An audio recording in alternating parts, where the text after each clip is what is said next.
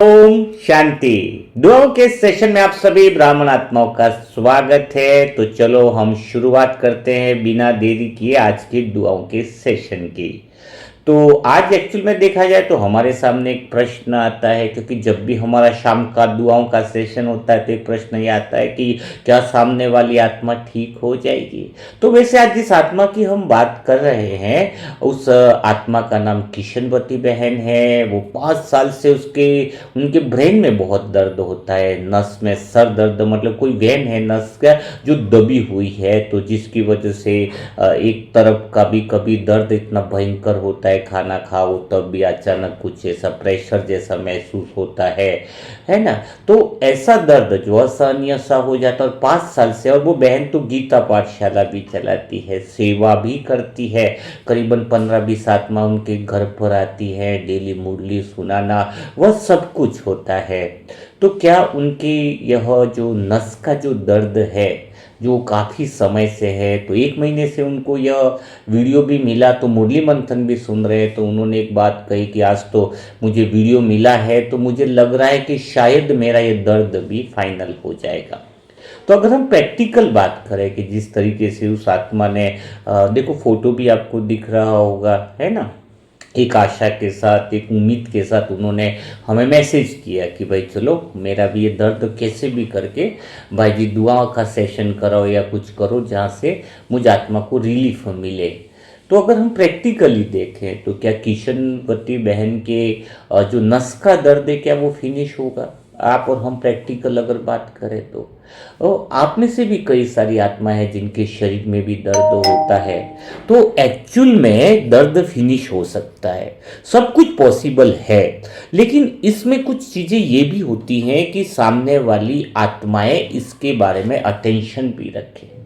आपको भी ये इसलिए सेशन करा रहा हूं ताकि अगर आप आत्माओं के शरीर में भी कोई पीड़ा हो तो उसको अच्छी तरीके से समझना चाहिए।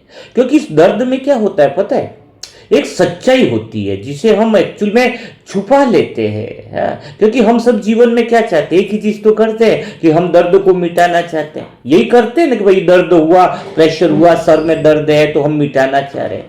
लेकिन कभी यह नहीं देखते कि दर्द हमें क्या सिखा रहा है। दर्द भी कुछ ड्रामा अनुसार बहुत बड़ी बात सिखाने के लिए आया है। जो इस दर्द के कारण को समझ जाए ना उसकी जिंदगी बदल जाती है। 5 साल से अगर इस आत्मा को दर्द है तो प्रश्न यह भी है कि 5 साल में उस दर्द ने उनके अंदर क्या बनाया होगा, क्या सोच बनाई होगी, क्या विचार बनाया होगा।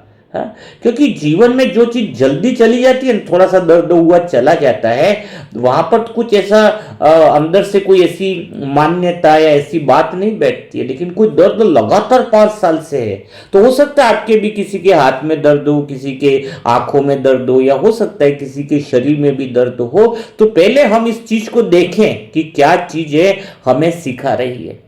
देखो, अगर दर्द खत्म नहीं हो रहा है तो दो संभावनाएं हो सकती है। 5 साल से दो संभावनाएं हो रही हैं कि उनके दर्द है खत्म नहीं हो रहा है। एक तो यह है कि वह गलत दिशा में कोशिश कर रहे हैं, या तो आपका भी हो सकता है दर्द हो, हाँ, किसी का भी हो। हम पर्टिकुलर जनरली बात कर रहे हैं कि अगर लंबे समय तक दर्द है तो दो ही संभावनाएं दिख रही हैं, या तो हम गलत दिशा में कोशिश कर रहे हैं, या फिर हम उस चीज को समझ ही नहीं रहे हैं जो वास्तव में बदलनी चाहिए।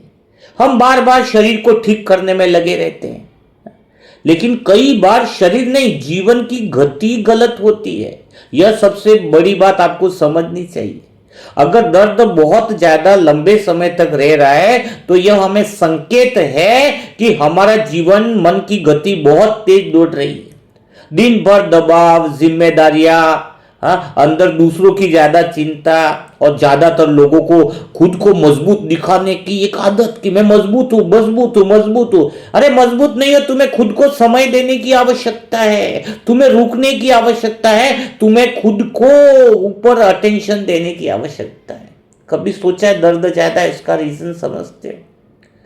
अपने मन को रोकने की आवश्यकता है। बिना काम के अनावश्यक बोझ लेने की कोई जरूरत नहीं है। खुद को मजबूत दिखाने की जरूरत नहीं है। यह गलती हर एक आत्मा ज्यादातर करती है।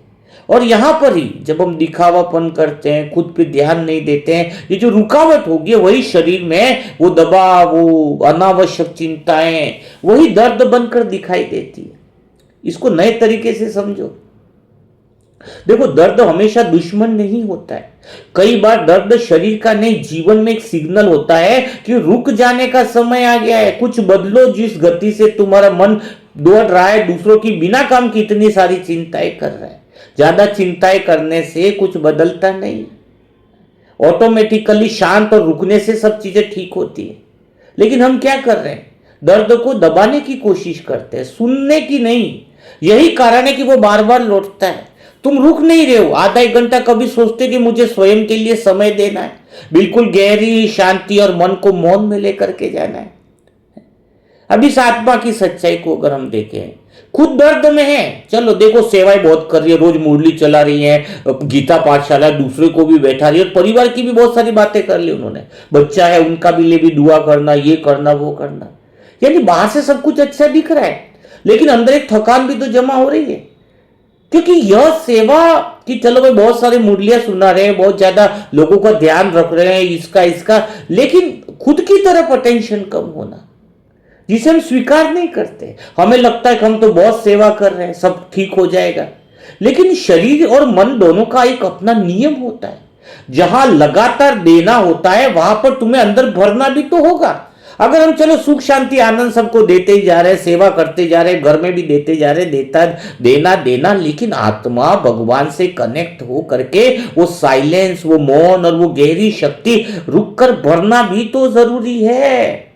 अगर मैं आत्मा अपनी बात करूं, पूरा दिन सच में बहुत सेवाएं होती हैं, हाँ, बुकों का लिखना, ये दुआ करना, दूसरा खाना, ये सब, लेकिन बीच में हर घंटे में बीच में अपना समय निकालता हूं।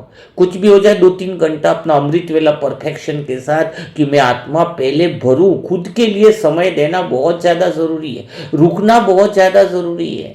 खुद के लिए कहते हैं ना जानकी दादी, 90% जो है वो अंदर की तरफ रहती है। इसका अर्थ क्या है? खुद के लिए समय जो नहीं निकालेगा वो शरीर के दर्द और परेशानियों में जाएगा।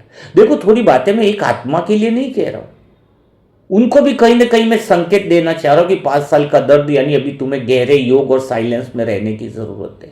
खुद को ज्यादा समय देने की जरूरत है ताकि दर्द न बढ़े और विकराल रूप न ले। ये हर एक आत्मा के लिए मैं आपको संकेत दे रहा हूं। तो ये संकेत यह है कि असली बदलाव कहां करना है। हाँ, जब पहली तो समझ बदलनी जरूरी है, तो दुआ असर करेगी, दुआ बहुत ज्यादा काम करेगी। हम लोग आज पूरे मनसा सेवा ग्रुप वाले किशनवती बहन को भी ढेर सारी दुआएं दे रहे हैं, पर दुआ बहुत जल्दी काम करे, असर करे, इसलिए हम इस आत्मा को भी समझ दे रहे हैं और बाकी अन्य आत्माओं को भी समझ दे रहे हैं। सबसे पहले अपने आप को सहन करने वाली आत्मा बंद करो। तुम मजबूत हो, लेकिन मजबूत होने का मतलब यह नहीं है कि हर चीज सहते रहो। मजबूत होने का मतलब है कि सही समय पर रुकना। तुम रुकना सीखो, पोज देना सीखो, प्रतिक्रिया से बचो, व्यर्थ बातों से, उलझनों से बचो, अपने आप को सुनना चालू करो, तब जीवन की गति संतुलित होगी। पहला काम ये करना है, रुकना, तो तुम्हारा दर्द खत्म हो जाएगा। दर्द से लड़ना बंद करो। जितना हम दर्द से लड़ते उतना वो बढ़ता जाता है। उसे ज्यादा नोटिस करोगे तो ज्यादा प्रॉब्लम होती है। हाँ, उधर से ध्यान हटाना सीखो। तीसरा है, अपने दिन को देखो।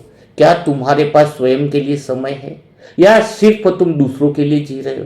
अगर आत्मा खुद को समय नहीं देती है तो शरीर एक दिन उसे मजबूर कर देता है कि तुम्हारे शरीर पर ध्यान जाता है। कभी तुमने सोचा है? क्योंकि तुम कभी खुद पर ध्यान ही नहीं दे रहे हो ना। खुद पर ध्यान नहीं दे रहे हो तो शरीर संकेत देता है कि अब रुकने का समय, तुम अपने आप के बारे में सोचो। यह संकेत है। जब तुम पहले से ही अपने आप के बारे में सोच रहे हो तो फिर बीमारियां तुम्हारी नहीं टिकेगी।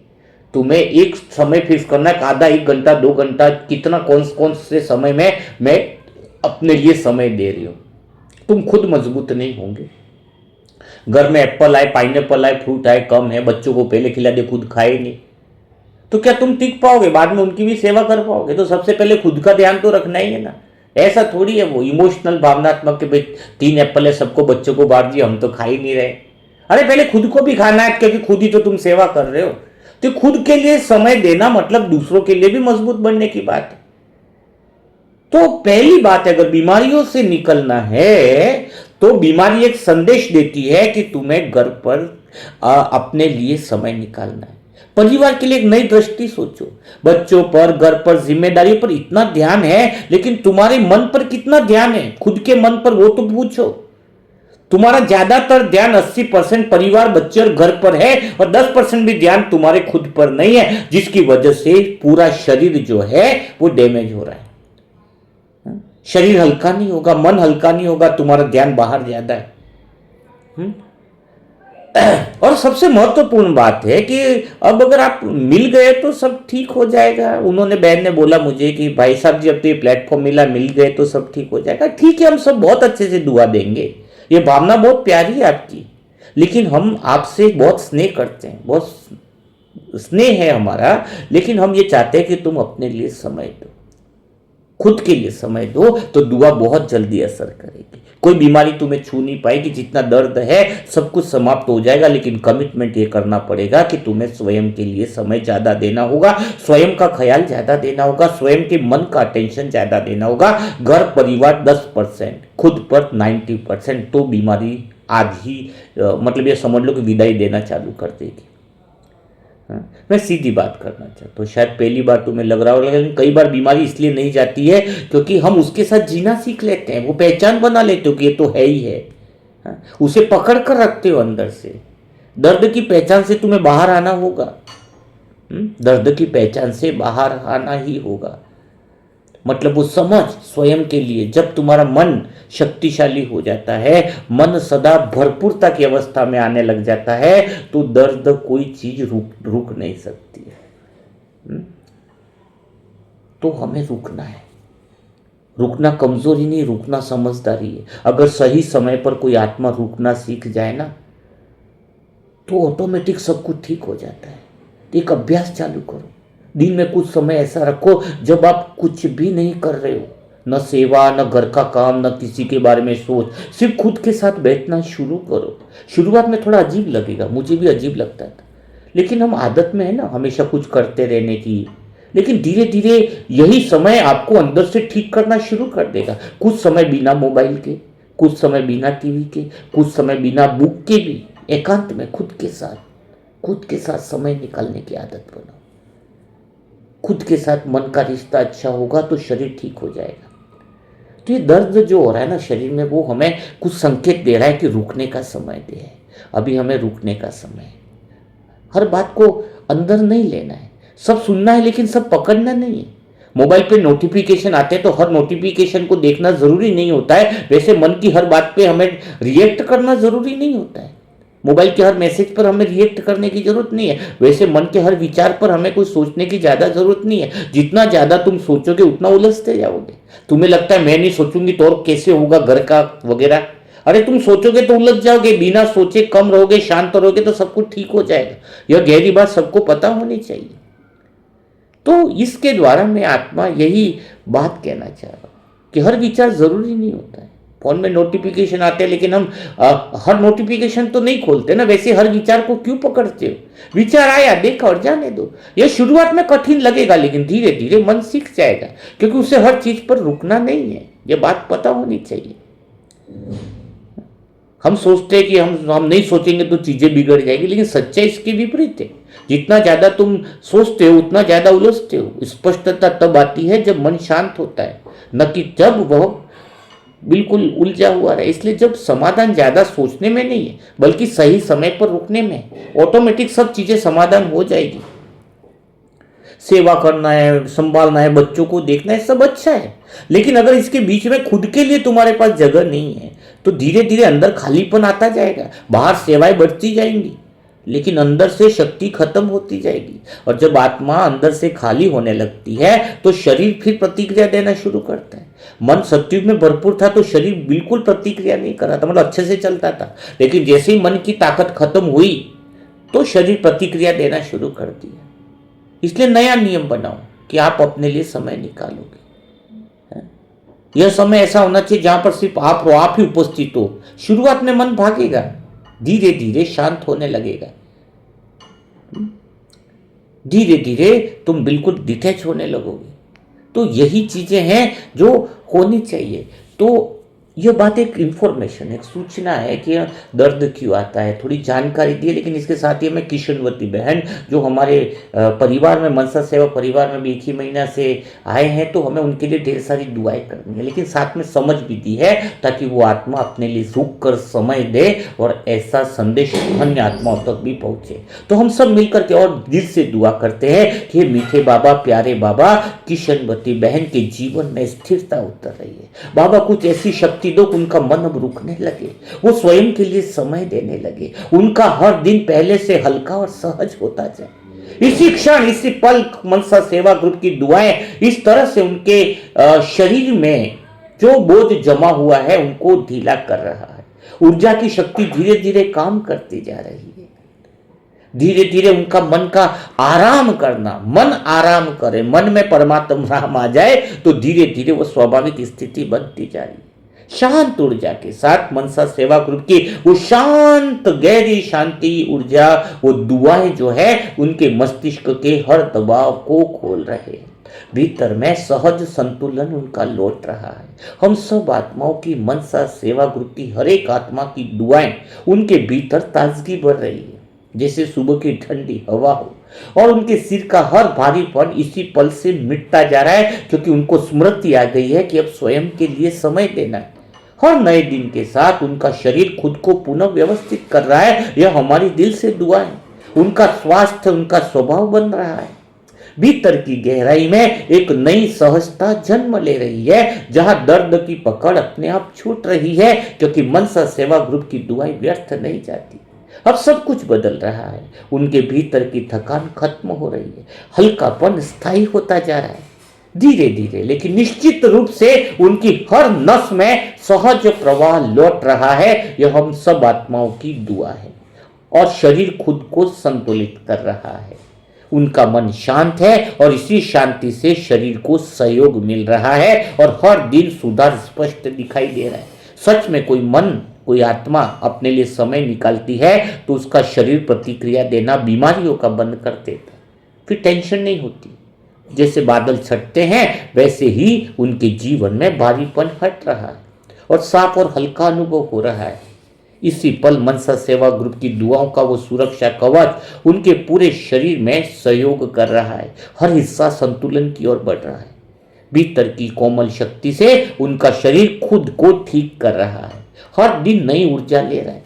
खुद का जो शरीर है उसमें इतनी क्षमता है कि वो खुद को ठीक कर ले। किसी दवाई की जरूरत नहीं होती है। बस खाली मन जो है वो शांत होने लगे तो शरीर अपनी लय में लौटने लगता है।